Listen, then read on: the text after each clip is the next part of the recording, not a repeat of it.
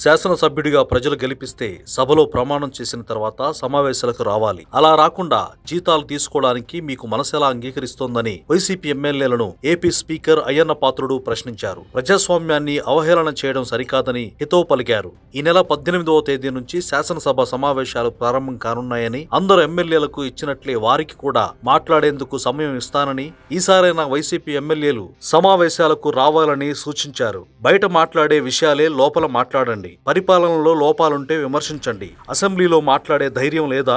మీరు సూచనలు చేస్తే అందులో మంచి వాటిని స్వీకరిస్తాం. ప్రభుత్వం ఏర్పడి 15 నెలలైంది. సభకు రాకుంటే ఎలా? రాజ్యాంగబద్ధంగా వ్యవహరించాలి. ఓట్లేసి గెలిపించిన ప్రజల తీర్పును గౌరవించాలి. ప్రతిపక్ష హోదా ఇస్తేనే వస్తామంటున్నారు. సంఖ్యను బట్టి హోదా ఇచ్చేది లేదని స్పీకర్ తేల్చి చెప్పారు. ప్రతిపక్ష హోదా ఇవ్వాలంటూ రాద్ధాంతం చేయడం ఓ డ్రామా అని, అధికారం కోల్పోయేసరికి అసెంబ్లీకి రావడాన్ని జగన్ అవమానంగా భావిస్తున్నారని, 15 నెలలు కాదు కదా 5 ఏళ్లు గడిచినా వారు అసెంబ్లీకు రారని నెటిజన్లు సోషల్ మీడియాలో కామెంట్లు పెడుతున్నారు.